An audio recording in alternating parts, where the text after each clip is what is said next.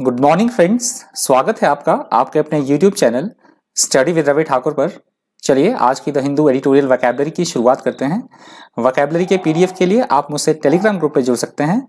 मेरे Telegram group का नाम है स्टडी विद रवि ठाकुर, तो इस डॉक्यूमेंट का PDF आपको टेलीग्राम ग्रुप पे मिल जाएगा। चलिए शुरू करते हैं वोकैबुलरी। वोकैबुलरी का पहला वर्ड है कॉन्टेम्प्ट। कॉन्टेम्प्ट यहाँ पे नाउन की तरह यूज हुआ है।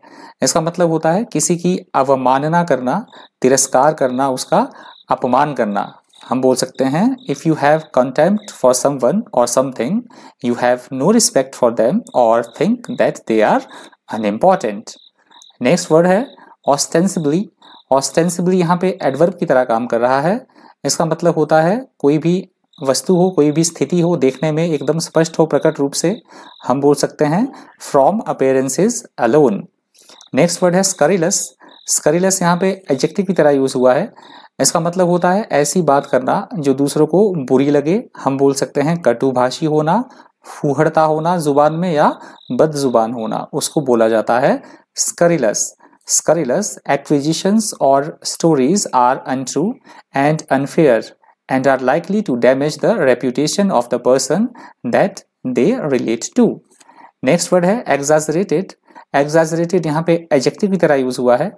इसका मतलब होता है किसी बात को कुछ ज्यादा ही बढ़ा चढ़ाकर बोल देना, उसको बोला जाता है exaggerated. Something that is exaggerated is or seems larger, better, worse or more important than it actually needs to be. That is called exaggerated. Next word है shrug off. श्रग ऑफ यहाँ पे वर्ब की तरह use हुआ है। इसका मतलब होता है किसी चीज को नजरअंदाज कर देना, उसकी अनदेखी कर देना, उसको महत्व बिल्कुल भी ना देना, उसको बोला जाता है shrug off. If you shrug something off, you ignore it or treat it as if it is not really important or serious, that is called shrug off. Next word है अब्रेसिव। अब्रेसिव यहाँ पे adjective की तरह use हुआ है। इसका मतलब होता है ऐसा कोई व्यक्ति जिसका व्यवहार बहुत ज्यादा रूड हो, बहुत ज्यादा रूखा हो, या हम बोल सकते हैं वो नैतिक बिल्कुल भी ना हो, अशिष्ट हो, या हम बोल सकते हैं इस तरह का व्यवहार किसी के साथ करना, तो उसको बोला जाता है abrasive. Someone who has an abrasive manner is unkind and rude. Next word है एनिमेडवर्जन। एनिमेडवर्जन यहाँ पे नाउन की तरह यूज हुआ है। इसका मतलब होता है किसी की आलोचना करना, उसकी निंदा करना, या उसका तिरस्कार या अपमान करना, उसको बोला जाता है एनिमेडवर्जन। हार्श क्रिटिसिज्म और डिसअप्रूवल। नेक्स्ट वर्ड है डिस्कॉर्डेंट। डिस्कॉर्डेंट यहाँ पे एडजेक्टिव की तरह यूज हुआ है।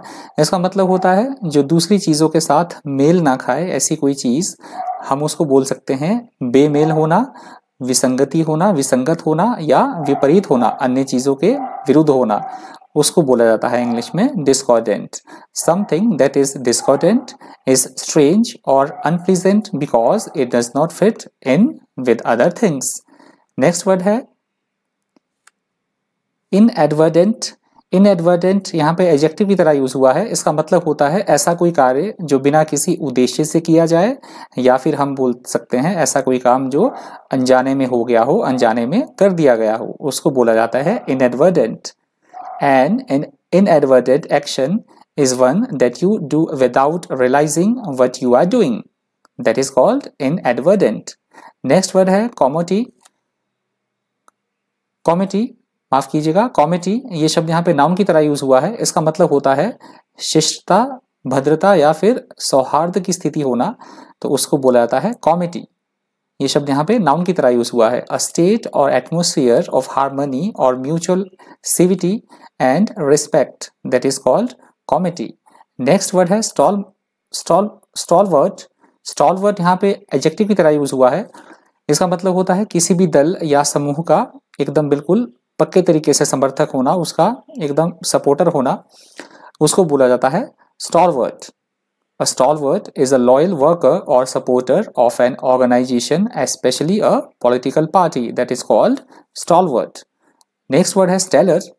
Stellar यहाँ पे एडजेक्टिव की तरह यूज हुआ है। इसका मतलब होता है बहुत ज्यादा महत्वपूर्ण या बहुत ज्यादा उत्कृष्ट होना, बहुत ज्यादा कोई चीज महत्वपूर्ण होना, या फिर उसकी इंपॉर्टेंस बहुत ज्यादा होना, उत्कृष्ट होना, उसको बोला जाता है stellar. Indicating the most important performer or role, that is called stellar. Next word है इवेजन।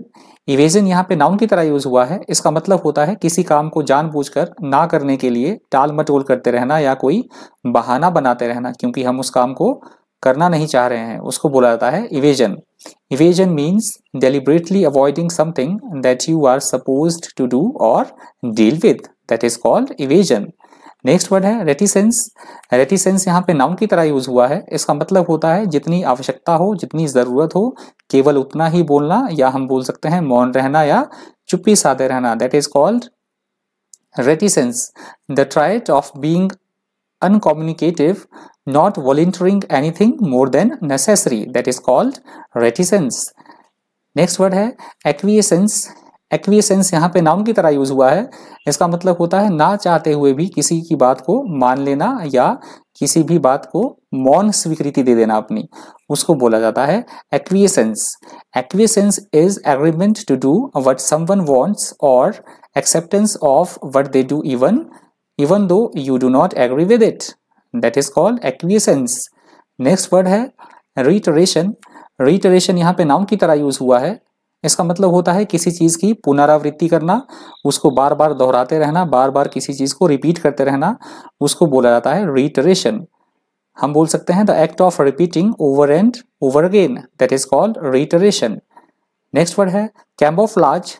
कैमोफ्लाज यहाँ पे नाउन की तरह यूज हुआ है। इसका मतलब होता है किसी चीज को गलत तरीके से प्रस्तुत करना, या हम बोल सकते हैं दिखावा करना या छलावा करना किसी चीज का, उसको बोला जाता है camouflage. An outward semblance that misrepresents the true nature of something, that is called camouflage. और आज की वोकैबुलरी का अंतिम शब्द है ट्रायम्फ्स। ट्रायम्फ्स यहाँ पे नाउन की तरह यूज हुआ है। इसका मतलब होता है सफलता या विजय का जश्न मनाना, खुशी मनाना, उसको बोला जाएगा triumphs. And a great success or victory, that feeling of happiness that you have because of this, that is called triumphs. तो ये आज की वोकैबुलरी का अंतिम शब्द था। वीडियो आपको हेल्पफुल लगा हो, इन्फॉर्मेटिव लगा हो, आपने वीडियो से कुछ सीखा हो, तो प्लीज वीडियो को लाइक कीजिएगा, ज्यादा से ज्यादा वीडियो को शेयर कर दीजिएगा, और अगर आप मेरे चैनल पर नए हैं तो चैनल को सब्सक्राइब करना मत भूलिएगा। तो आज की वोकैबुलरी इतनी ही थी। Thank you, thanks for watching.